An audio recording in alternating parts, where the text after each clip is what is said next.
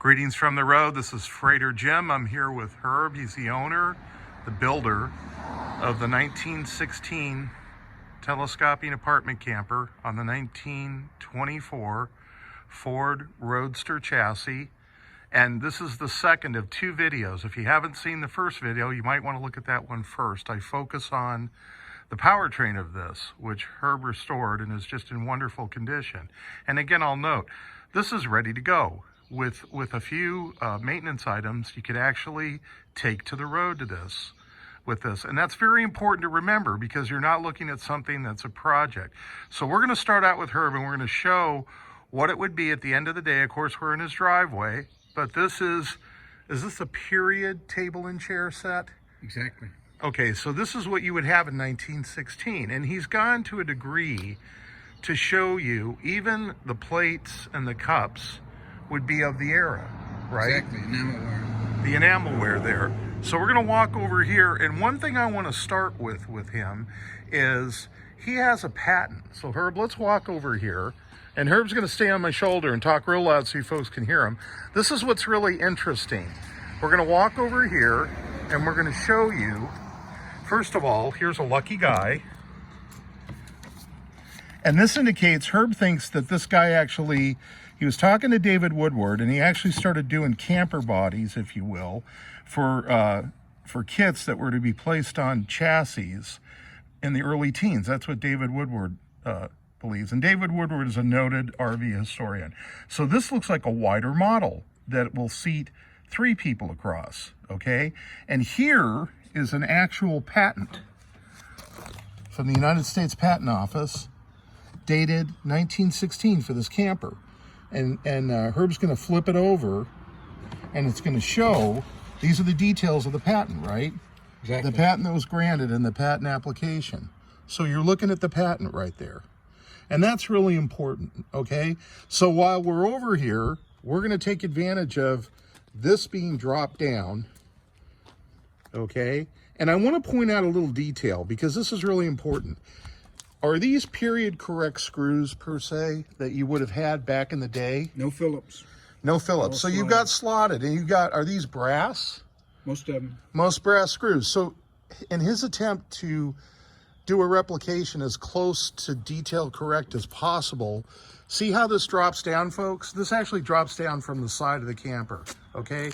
So we're gonna show you here, even the drawer pulls, this is period correct. So I'll have him pull out one of those. Are those drawers? This is the storage size. This is the storage side. So he's got drawers here, and look at the dovetail details. So this is how you would, let's go ahead and pull that back out again and show that dovetail detail. So on the drawer edges, this is how you would do a drawer back in the period, right, Herb? This would be correct for the period. Exactly. Okay, so even the drawer detail, look at the pulls, folks. So you've got 3 drawers here that pull out, right, Herb? And this is for storage. These door pulls, it surprised me, but I was able to buy almost exactly the same drawer pull that is on the one that is shown. It's in the museum. Wow, so he actually replicated the door pulls. Okay, and so you have that, and it drops down, and it gives you a prep area for making meals, whatever you want to do. And on this side, that's the only compartment, if you will, or the only storage, all right? So we're going to move around the back. He's got a whole book on this. We're going to show this. This is actually, is this an ad for this? This may be the Popular Mechanics ad. This is a Popular Mechanics ad that we saw. You know, this is actually the ad from Popular Mechanics. There's about at least half a dozen different ads. The longest one was Popular Mechanics. And that was 1916 you found, right? They were right? all around May of 1916. Okay. So it's like he hit the market. Yeah. Right. Now, you and I talked about this. This was specifically designed to fit on a Roadster. And Ford was the prominent manufacturer of Roadsters during the day, but there's no Ford mention made in any of the literature. And you and I discussed that, and that's probably because Henry Ford wanted a piece of everything. And by not using Ford per se and not including it in a Ford offered accessory of the day, he avoided having to pay a a royalty to Ford, you know. Right. And you and I talked about this. As close as you can find out, back in 1916, this was offered for around $100. Exactly. There's a picture someplace, and he's got his name and all, and the price. Okay. And you and I, we're gonna go in here and we're gonna show. Here's a period first aid kit, I assume, right? Yes. Okay, and then inside here, inside this lovely camper, you can see, is this birch wood that you used to finish, or what's the wood here that we have inside for the sleeping area? It's birch plywood. Okay, so this is a little bit larger than a twin, right? This mattress, or is it a twin size? It's basically a twin size. Okay, mattress. a twin size, but you're showing an approximation of the bed material that would have been in there, and even the finish on it, even the fabric finish, is close to what you would have in this. That's an ancient blanket. We found that a lot of the accessories came from antique stores or eBay or swap meets. And okay, so when this opens up, folks, you have, and telescopes out, you have basically a larger than required twin bed. And is this bed right at 6 feet, or is it a little bit longer? I can get in there and show you. Oh no, you don't have to. It's I think a 6 foot person. But you have enough room, folks, to sit up. I don't know the measurement, but it's a standard size. All right, and then you have an area here to get in and out. You've got feet that come down, and we're going to switch, and Herb's going to come over to my shoulder so you folks can hear more. So again, here's another ad of the day, okay? And it shows this setup, right? Now notice here, it says the shower bath is supplied by water warmed by the engine, which flows by gravity from the tank under the roof. So you could actually take a shower, right? That was an option. This one doesn't have it. Okay, it doesn't have it, but it could be equipped. They sold it then, and what happened, this was the tank. Okay. And it was plumbed somehow down, and then the muffler's right under the front compartment. So you could engineer this in if you wanted. You could. Yeah. And then here there's a privacy curtain. We've got that shows one of the doors. Oh, they have the privacy curtain attachment. This is the back door. If you were camping and wanted to shut this opening, that will flip down. So this is a flip down door at the top, but that is what you would see. You could put a privacy curtain, and he has the privacy curtain. Okay, so there's a privacy curtain there, and then on this side is your chuck box, if you will. This is the kitchen. This is the kitchen area. So you have a period lantern that's included. Yep. That's actually an antique lantern. Is that a Coleman lantern? Yes. Okay, and then you've got your little stockpile here. Yeah, we can cook our coffee or coffee. He's pancakes, even got period little chocolate. tins, and are those included, Herb? Everything you see. Everything you see, and they've got a period correct. Is this a white gas stove?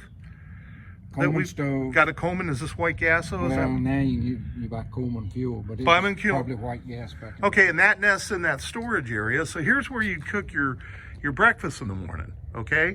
And then here, yesterday, since this is telescoped out, we can see the screen, okay? And this can stay open for cross ventilation. The screens snap in. Okay, they snap inside. So actually, you can slide the window back in there and have the screen. Take the screen out. Oh, you just take the screen out. Okay, so if you have that screen out, you just have a basic area, right? Yes. Okay. Okay, so the screen just pops out. Okay, the screen pops out. Okay, and it's clear, and then you can shut that. Okay, I understand. I got it. And again, let's talk about this ice box that you have again, or this cooler, and how that works. That was on the other video, but we'll cover it again. This is your refrigerator. Okay, now this is made out of an evaporative material. It's a metal box. Metal box. With canvas, probably. With canvas. Surrounding it. And you fill it with water. Fill water there. Fill water there. And then the evaporation going down the road, it cools everything. Right. Okay.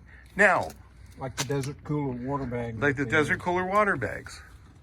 So really, 2 people could fit comfortably in this, of normal size, or of size back in the period, because people were usually around 5'4" to 5'6". Right. So back in the day, a couple could take and sleep comfortably in that at night. You'd have cross ventilation. Where do you store the table and chairs on this? Everything you see out there has a place, and it folds up. Okay. Basically, when you fold it up, they go right, they stand up. Now this door comes up. Okay, the door comes up. And so there's enough space back in here for the table. Well, the table slips in all the way. Okay, so folks, you see the back folds up and then the top folds down. You can see enough the space for the table here. So. right. You can see the telescoping on the roof there. Okay, you can see how these take and fold up on the side on either side. Right. This comes up. Right into the back. Then all of this pushes in. So when you get both sides in, they meet in the middle. So Okay. The only space you have is down here, and the table goes in there, and then the chairs stand up in this area. And then the door Okay. closes. And again, folks, to Herb's knowledge, there's a guy in Australia that was inspired by what Herb undertook and built one. But the only other one that exists in the United States is at the RV Heritage Museum that's located in Indiana. Elkhart. And Elkhart, and that's the one that he used to pattern this one. So again, we'll show you this inside again. This is just wonderful. How neat is this? So you've got a static display and you've got a dynamic display. Imagine this set up for people to stop and take a gander at. And then you can also put it in a parade. It's running and driving. So the opportunities for this are just unlimited, what you want to do. And like I said, Herb went to great lengths to make this period correct with the fasteners, with the choice of the wood. And I talked to him about this, and we're going to ask him. Let me walk around this side. To your knowledge, when this came as a kit, do you think the telescoping portion, the metal, was manufactured by him and there was like probably minimal assembly for the rest of it? Do you think it probably came mostly assembled as we see and you didn't have a lot of work to do? I think I had read in some of these literature that it came with a lot of the kitchen stuff. Even the kitchen stuff. It wouldn't have come with the food and all. No, I know, but do you think that there was a lot of assembly required? No, I expect. Right. Well, I thought about this. Yeah. His ads all say, I don't see it right now, but part of the ad is $100 FOB San Francisco. So Wow. So you'd have to pay freight from San Francisco. freight, but freight was cheaper back then. Right. It so- was mostly rail too. Yeah, railroad. So again, So I folks, expect it was the whole box all folded. you get up all these together. little extras that you see in the price of this. And again, Herb's looking for a new home. He didn't buy this, he made it. And he spent 2 years doing it. And it's a very accurate replication of the one that exists in Elkhart, Indiana at the RV Heritage Museum. You even have a little wash basin there, Yep, okay? and you got the washing machine. Let's pull that out. You even got an old-fashioned washboard. Wow, to wash your clothes. And this is just a hoot. So now you've got a video of what this looks like. Herb is in the Florida Panhandle. Everything you see here is included in the purchase price. And again, let's give folks your email address too. And let me move around so I can pick you up on the microphone. What's your email address that they can reach you at? HERB HERB dot SPIES. Now that's all together. HERB.SPIES at gmail.com. at gmail.com. Now, folks, if you're seeing this on YouTube or Facebook, you can also contact me and I can discuss things with you. I'm not doing this for any other reason than to further the hobby and to turn the wheel. There's no commission in this for me. There's no transport. So I want to make that really clear. But I will assist in putting you together with Herb so you can talk with him. So like if you'd rather just discuss things with me, but if the first thing you're asking me is price, don't even bother contacting me. Don't even bother, I'm going to speak for Herb. Don't even bother talking to him. This is one of one. So like you should be prepared to pay accordingly for a handcrafted, accurate replication of a 1916 telescoping camper on a 1924 Model T chassis and running gear that's been completely brought up to running condition, and you can basically again, with minimal maintenance, you can take and drive this thing off. Even the tires are in good shape, you know? Let me add one thing about Sure. the patent. Yeah. The RV Museum says that this was the world's first camper with slide outs.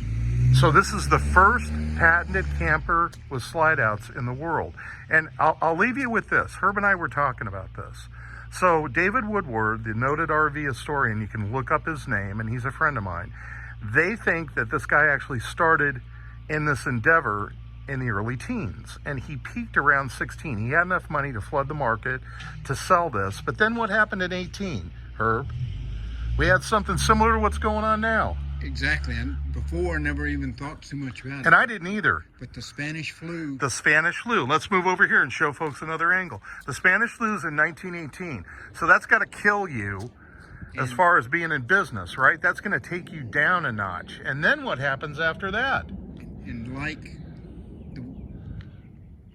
the process we've had now, it lasted for a couple years. It was in Right. the 20s before. And what does that take us into? Recession. Right. And then to add to it, something we don't have now, but there was World War I going on during that. And then what happens after that? Depression. Yeah. Right. So right about the time this guy's hitting his stride and Herb's going to walk with me, this was a great idea. He gets hit with the Spanish flu.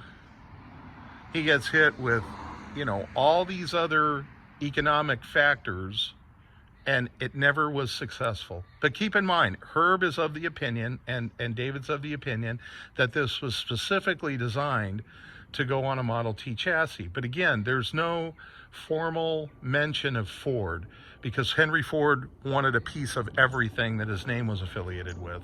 And this guy was savvy enough to make it engineered and designed, and then he says on the advertising it'll fit on any roadster. Well, there wasn't a lot of roadsters being offered, and of the ones being offered back in the day, Ford was the one. So David and Herb both, they really can't find anything as far as advertising other than 16. So we don't know how many of these were made. We don't know how many were sold. We don't know what years they were offered in. But here you have one accurate replication down to the screws, and you've got the guy that built it that can talk to you about it.